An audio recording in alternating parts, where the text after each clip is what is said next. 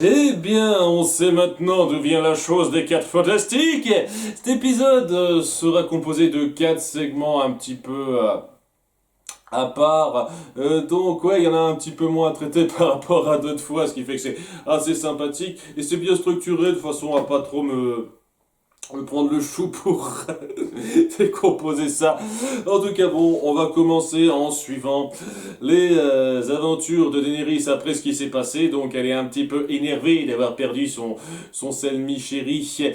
Et donc, elle en veut beaucoup au fils de la harpie qui s'en sont pris à son armée, qui les ont attaqués par surprise, et décide de prendre une mesure drastique de représailles, un petit peu conseillée par Dario, en enfermant les maîtres responsables, les anciens maîtres responsables, et en menaçant de les faire cramer par ces dragons et bouffer par eux. Hein. Donc ça commence où elle est vraiment pas content. Hein. On voit qu'elle est affectée par ce qui est arrivé. Puis après on passe un peu plus tard dans l'épisode où il y a une scène plutôt jolie entre Missandei et Vergris qui se réveille de ses blessures en disant de façon claire qu'il avait peur de ne plus jamais la revoir. Oh, c'est mignon entre eux, c'est pas mal. À nouveau, hein, leur petite relation de couple est très sympathique, elle est très mignonnette. Et c'est là que après ce qui s'est passé, Daenerys lui a demandé conseil à Missandei parce qu'elle manquait un petit peu de conseillers pour ça, vu qu'elle a fait enfermer surtout le jeune représentant des maîtres, des anciens maîtres, et donc Dario a l'air d'être parti sur à fond le chemin de la guerre, des représailles directes. Elle demande à Missandei son avis, et Missandei lui dit je sais que je vous ai observé et que vous avez parfois suivi les conseils de vos conseillers, soit vous avez pris vos propres décisions par rapport à eux pour choisir la voie la plus juste. J'ai pas souvent vu ça, honnêtement. Hein. La plupart du temps, elle suivait simplement les conseils avisés des gens autour d'elle, mais bon, ok. Et elle... J'imagine qu'elle fait référence à la fois où elle a fait semblant de vendre un de ses dragons pour totalement à s'en prendre au maître des Immaculés. J'avoue que là c'est elle qui a pris cette décision, c'est pas faux. Donc ça la réconforte, elle a envie de resuivre davantage la voie plus pacifique que lui conseillait Selmy avant de mourir, et c'est là qu'elle vient s'excuser auprès du jeune ancien maître pour lui dire qu'elle avait tort, hein, c'était pas la bonne voie à suivre, et que pour ça elle va suivre un petit peu son conseil. Il faut qu'on génère davantage la cohésion au sein des différentes classes. Pour ça, on va rouvrir les arènes comme vous l'avez voulu, hein, en disant bien que c'est les hommes libres qui s'y pointent et c'est pas un truc d'esclaves. Et histoire de bien nouer une alliance et de calmer le jeu, je vais faire en sorte d'épouser un représentant des anciens maîtres. Et comme par hasard, vous êtes là sous la main, je vais vous épouser vous. Voilà. Futur mariage, bah c'était cool, un peu rapide ce choix-là, mais au moins elle reconnaît qu'elle doit faire une fois de plus des concessions, etc., etc. À nouveau, hein, ça devient redondant, mais c'est pas comme si c'était mal foutu une fois de plus, hein, c'est plutôt bien fait. D'ailleurs, en parlant de ça, on va aborder direct le segment de fin autour de Jorah et de Tyrion. Jorah qui veut toujours rejoindre Daenerys pour lui pour lui passer Tyrion histoire de se faire pardonner.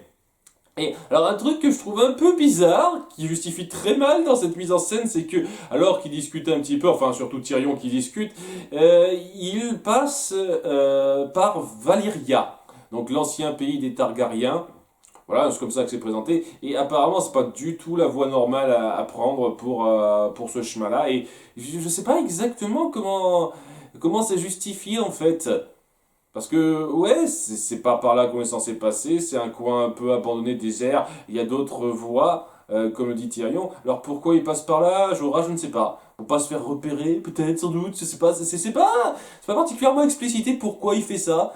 Et ça sert un petit peu, ça sent clairement l'excuse pour mettre en scène les événements qui vont se passer là, à Valyria. Je trouve ça un petit peu gros, vous auriez pu mieux justifier pourquoi il passait par là. Titre personnel. En tout cas, ouais, donc il passe par Valyria et il discute un petit peu du passé du coin, et tandis que, oui, on voit les décors qui sont très jolis. À nouveau pour un coin qu'on va pas voir beaucoup, je pense. C'est vraiment très bon de faire, d'avoir un si beau travail sur les décors, je le reconnais. Et il y a même un dragon qui passe rapidement, hein, de façon très surprenante, parce que oui, c'est à nouveau, c'est censé être éteint ces trucs-là, et on dirait pas trop que c'est Drogon. Parce que le dragon évident, ce serait Drogon, le dragon manquant de Daenerys, mais je sais pas, de loin, on dirait pas trop que c'est lui.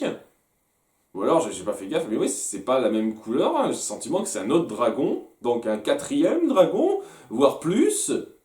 Bizarre. Hmm. Et après, ils sont attaqués par des gens qui s'appellent les hommes de pierre. Alors, c'est ça le truc que je trouve un petit peu bizarre par rapport à ça. C'est-à-dire que la léprose a été mise en place depuis assez longtemps avec la fille de Stannis, Shorin, hein, depuis la saison 3. Ok, pas de problème avec ça. Et apparemment, c'est ça, genre la phase finale de cette maladie. On a une peau qui ressemble à de la pierre. Mais apparemment, on est totalement normal en dehors de ça, quoi. On n'a aucune restriction dans les mouvements ou quoi que ce soit. Alors peut-être que ça vous rend cinglé, mais c'est moyennement l'impression que ça donne. Voilà, donc ces mecs les attaquent par surprise, et étant donné qu'ils sont contagieux, il faut pas qu'ils les touchent. Et voilà, ça sort un peu de nulle part comme par hasard, il y a des hommes de pierre qui leur tombent dessus. Et ouais, cette espèce de détour qu'on leur fait faire, ça fait vraiment forcer pour amener à ça. Enfin bon, il y a un combat qui s'ensuit, et j'avoue qu'il est plutôt palpitant, la tension est là. Ce qui fait qu'au bout d'un moment, ils perdent leur barque et échouent un peu sur les côtes et ils doivent continuer le chemin à pied. Avec Jorah qui est obligé de libérer un peu Tyrion pour pas avoir à le porter. Et donc ils se demandent et ils ont un peu peur d'avoir été touchés, mais apparemment ils l'ont pas été. Sauf que si. Et oui, Jorah a été touché au niveau de l'avant-bras. Et donc là, la maladie commence à s'affecter et il risque donc d'être pris de léprose et d'être complètement recouvert là-dessus. À moins qu'il trouve un moyen de le soigner, comme ça a été fait avec Shorin, peut-être.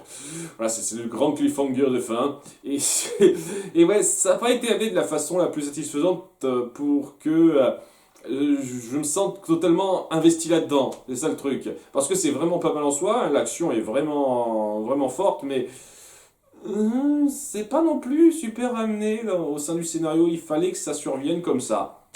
Et voilà, c'est survenu comme ça. Donc, nouvelle situation pour Jorah. Ok, très bien. Est-ce que ça ne rendrait pas contagieux aussi? C'est-à-dire qu'il ne pourrait pas toucher quelqu'un d'autre sous peine de l'infecter? Ou alors il faut toucher avec la partie qui est infectée, qui commence à se transformer en pierre, entre guillemets? Je ne sais pas, c'est un petit peu bizarre. En tout cas, ouais, il y a ça qui est fait. Alors, on va suivre surtout dans cet épisode deux gros arcs assez longs, l'un autour de Winterfell, de Bolton, Sansa, etc., et l'autre autour de Jon Snow. On va commencer par Jon Snow, qui est toujours Lord Commandant, et qui a décidé de prendre une décision assez grave, assez importante, par rapport à la suite du conflit avec les Sauvageons. C'est quelqu'un qui se dit, qui a compris ce que voulait même, c'est-à-dire qui cherchait pas à combattre jusqu'à la fin, il cherchait juste à avoir de quoi plaire au peuple qui vit au-delà du mur, avec leurs conditions de vie atroces, ils voulaient arranger leurs conditions de vie. Et Jon Snow se dit qu'avec l'hiver qui arrive, depuis 5 saisons et demie qu'il arrive, j'espère qu'il va pas tarder à arriver ce putain d'hiver, avec Jon Snow qui se dit, avec l'hiver qui arrive et donc les marcheurs blancs qui vont pas tarder à s'en prendre à eux, ils mettent leur putain de temps, ceux-là, et ce serait pas mal de les avoir à de notre côté en enterrant l'âge de guerre et en faisant la paix, même si ça va être difficile. Et son premier geste, c'est d'aller voir l'ancien représentant, le sous-chef avec qui il a traîné pendant pas mal de temps, je retiens pas son nom, je suis désolé, pour le libérer et lui demander de représenter son peuple, de lui parler pour qu'il passe les portes, hein, il acceptera de leur faire passer les portes pour qu'ils s'installent un petit peu au sud du mur, de façon à ce qu'ils puissent se poser et avoir une vie tranquille, en échange qu'il les cède lorsqu'il y aura le combat contre les marchands blancs qui arrivera. Et le mec, bon, il est pas convaincu au début parce que c'est pas non plus une décision qu'il prend comme ça, mais il montre sa bonne volonté, Jon Snow, au point d'accepter de l'accompagner pour parler avec les Sauvageons, le peuple libre. D'ailleurs, ouais, j'espère que au sein du peuple libre, il ne doit plus rester beaucoup de haine, parce que Il y a bien un truc qui, qui réduit un petit peu la crédibilité du truc. Ce serait que l'État reste là, hein, ce genre de mec qui respecte pas grand-chose. Mais en dehors de ça, ouais, c'est très intéressant, hein, c'est très couillu, et c'est clair et net que c'est très mal vu. Parce que lorsqu'il propose ça, lorsqu'il fait part de sa décision à la garde, personne, mais alors personne le prend bien, à part Sam qui essaye vraiment d'épauler jusqu'au bout, mais vraiment personne. Même son pote qui se dit ouais merde, il a tué notre copain. Il y a Holly qui se souvient qu'ils ont tué ses parents toute la vie qu'il avait avant, etc. Personne, même s'il semble un petit peu comprendre où il veut en venir, personne n'arrive à vraiment être à fond de son côté à cause de ce que les sauvageons ont fait.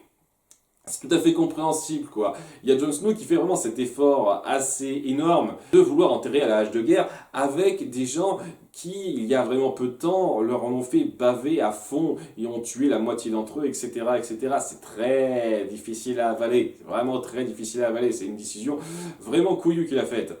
Hein, et ouais, il a vraiment envie d'aller au bout de ses idéaux par rapport à ça, et je trouve ça assez fort. Et j'ai un peu peur que ça lui revienne en pleine gueule, que la série dise oh c'est beaucoup trop naïf de faire ça et au bout du compte ça marchera pas. C'est pas impossible que ça fasse le coup, mais dans le sens j'ai bien envie que ça marche. J'aimerais vraiment que ça marche bien, de montrer que dans les pires situations, la meilleure chose à faire, c'est de comprendre ce que veut l'autre et de se rendre compte que s'il y a eu des pertes, etc., ça n'avait rien de personnel, c'était la situation qui voulait ça. Et que si on peut faire en sorte de changer la situation, on peut arriver à faire en sorte que ces gens-là qui étaient contre nous puissent être tolérés. C'est très difficile comme chemin à suivre. Et ouais, j'espère que ça se passera bien. En tout cas, ouais, il a pris cette décision. Il a même demandé à Stannis de lui prêter quelques navires de façon à ce que ça puisse se faire plus vite et que ça arrange un petit peu les sauvageons, etc. Et c'est assez fort. Je reconnais que c'est assez fort. D'ailleurs, en parlant de Stannis, ça va être son dernier épisode où il se trouve à Château Noir. Hein. Il va quand même bouger un petit peu, celui-là. Il va pas tarder à se diriger vers le combat contre les Bolton. Et pour ça, avant de partir, il a une petite interaction avec Sam, histoire de raconter un peu ce qui s'est passé avec le marcheur blanc qu'il a réussi à tuer. Une fois de plus, en disant que c'est grâce au ver dragon ou l'obsidienne, comme ils disent, qu'il a réussi à le tuer. Donc même s'il ne sait pas exactement comment ça marche, etc., il continue de faire des recherches. Donc c'est important c'est pas mal de pointer ça, de dire que ils ont une option, ils ont des options pour se battre contre ces gars-là. Et voilà, c'est après ça que ça se passe, que la décision de partir se fait. Maintenant que c'est dit, il faut pas non plus trop patienter. Bolton doit être sur ses gardes et il faut profiter encore même un petit peu du temps qu'on a pour l'attaquer. On va pas attendre que les sauvageons arrivent. Et donc il emporte toute son armée, sa famille, etc. Il y a des scènes d'au revoir qui sont plutôt sympathiques, même si un peu rapides je trouve. Mais oui, il y a Sam et Ver qui font un petit au revoir de la main à Shorin, histoire de dire qu'ils ont partagé un petit quelque chose, c'était mignon ça. Et Stannis qui part en souhaitant plus ou moins directement le mieux à Jon Snow, qui le remercie pour ce qu'il a fait avant de partir. Voilà, c'était pas mal, c'était vraiment pas mal ça, histoire de mettre un point à cette période-là, de dire qu'il faut avancer, passer à la suite. Voilà, c'était un bon moment, c'était bien foutu, pas grand-chose à dire.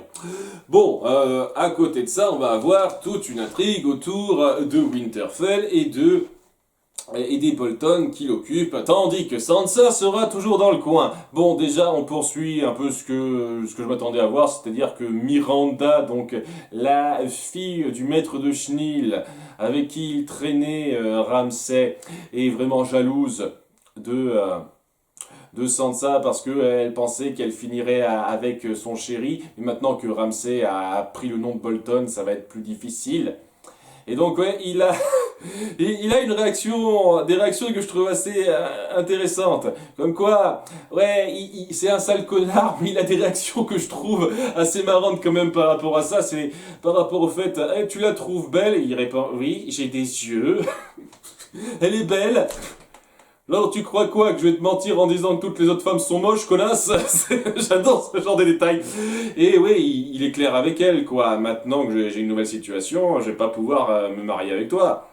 Ah, ça ne nous empêchera pas de nous troncher comme on le veut, mais je ne vais pas avoir de relation sérieuse avec toi en dehors de ça, maintenant c'est clair. Et bon, apparemment, elle le prend pas super bien, même si on sent qu'ils se comprennent à mimos, ils ont tous les deux un côté un peu sadique l'un envers l'autre. Donc je sais pas, c'est une relation un peu particulière, mais voilà, c'est histoire d'appuyer ça. Et on aura donc Miranda qui essaiera un petit peu de s'en prendre à Sansa rapidement. Mais bon, pas trop directement, donc j'avais un peu peur qu'elle soit du genre hystérique, mais non, en gros elle veut la, la torturer un petit peu mentalement en parlant donc de sa mère morte de façon un peu détournée et en lui montrant Théon. Théon donc elle n'avait pas remarqué, mais maintenant elle le remarque puisque elle est amenée devant les cages de chiens où se trouve donc Théon alias Schling. Et donc, où, oui, elle a un grand ressentiment envers lui, parce qu'elle croit encore qu'il a fait tuer ses deux frères. Et c'est là que Bolton l'apprendra de la bouche de Schling lui-même. Bolton qui jouera un certain tour pour jouer avec les sentiments de Sansa lors du dîner entre elle, lui, Bolton et la femme de Bolton, semble-t-il. Alors c'est un peu bizarre, je sais pas d'où elle sort, celle-là elle était déjà présente avant, hein.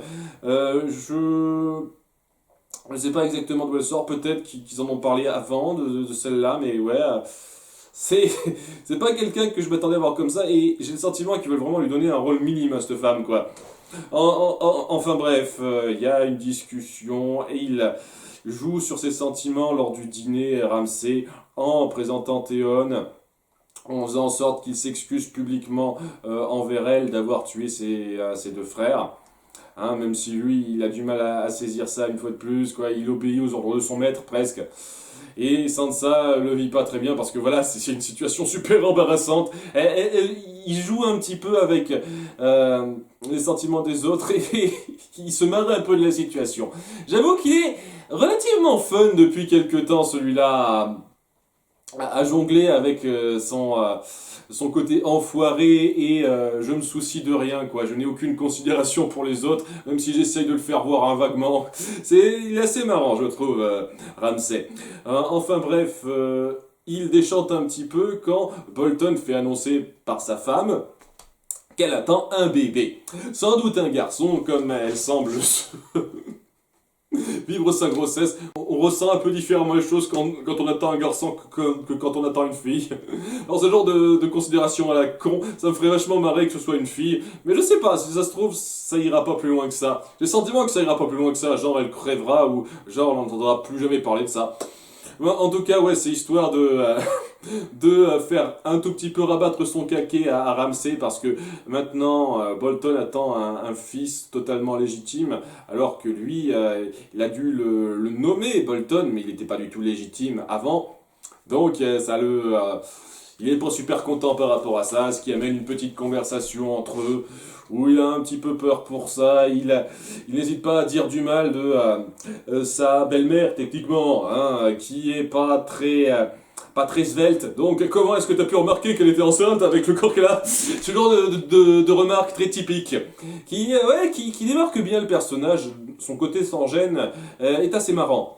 Une fois qu'on s'habitue à lui, je reconnais. Mais voilà, Bolton essaye quand même de dire qu'il compte sur lui, je te reconnais en tant que fils, j'ai besoin de toi pour battre Stannis, seras-tu à mes côtés? Et Ramsay dit oui, il a l'air vraiment... Ouais, s'il y a un truc qui l'affecte, ça doit être l'intérêt que lui porte son père, c'est-à-dire le fait que son père le reconnaisse. Ça doit être un des rares trucs qui l'affecte réellement, la reconnaissance de son père. Donc, si ça se trouve, il le poignardera pas dans le dos, c'est pas impossible. Si ça se trouve dans l'épisode qui va suivre, ce sera le cas, il le poignardera dans le dos pour avoir le pouvoir, sait-on jamais. Cela dit, ce serait pas très judicieux, vu que maintenant il y a le combat contre Stannis qui arrive. Et donc, ouais, je pense que dans la suite de cette saison 5, ça va grandement se centrer là-dessus au nord. C'est-à-dire que ce sera Stannis contre Bolton, qui va gagner, qui va l'emporter, comment ça va se goupiller dans le nord. Ça me surprendrait pas que ça se fasse comme ça. Et honnêtement, même si je pense que Stannis a plus de chance dans ce qui est présenté en termes de personnage, je suis vraiment pas sûr de qui va l'emporter. Ça, on verra. Mais apparemment, les Greyjoy, on en a plus rien à foutre. Si, ils sont dans leur coin, ils sont recroquevillés dans leur petit domaine et ils participent plus à rien, semble-t-il. Maintenant, les Bolton contrôlent tout. C'est un truc par rapport à ça, j'espère que vous remettrez ça sur le tapis. Il y a toujours le père de Theon et sa sœur qui sont censés combattre pour leur royaume, pour avoir du pouvoir. Ils sont plus là, je sais pas ce qu'ils font, mais voilà. J'espère qu'on les remettrait un petit peu en avant. Et histoire d'en finir un petit peu avec eux, parce que j'en ai plus rien à foutre d'eux, mais quand même, quoi, ils ont été introduits dans la série, ça serait bien d'avoir une conclusion autour d'eux, hein. Mais oui, c'est montré comme si les Greyjoy on avait plus rien à foutre, c'est ça le truc. Mais c'est pas impossible que ça vient juste du fait qu'ils font pas gaffe à eux et qu'ils en profiteront peut-être pour les avoir par surprise. Sait-on jamais. Oh, tous les cas, c'était pas mal. J'en ai pas à parler, mais il y a tout des petits détails à dire qui, je pense, jouera un rôle par la suite. Il y a Brienne qui s'est posée devant une auberge pas loin de Winterfell. Et elle décide de faire envoyer un message à Sansa à l'intérieur du château par un des partisans de Stark, parce qu'on a montré un petit peu qu'il y a encore des partisans de Stark qui se cachent un petit peu, histoire de dire que ouais, les Stark sont toujours reconnus. Et voilà, il demande à un partisan de Stark d'amener un message, de faire parvenir un message à Sansa. Voilà, c'était le rôle de Brienne, histoire de dire. Il n'y a pas grand chose à en dire, faut voir ce qui se passera par la suite. Mais bon, c'était un bon épisode, bien fait. Pas sensationnel, il n'y a pas de grands moments forts, mais les personnages étaient bien poursuivis, je trouve. La décision de Jon Snow, je trouve que c'était très couillu de la faire. Et c'était bien géré dans la mise en scène, la réaction des autres. Et ouais, il y a pas mal de personnages qui sont poursuivis de façon parfaitement légitime, égale à eux-mêmes. Ça passait très bien cet épisode. Pas un épisode sensationnel, mais un épisode qui passe très bien. A bientôt pour l'épisode 6. Bye.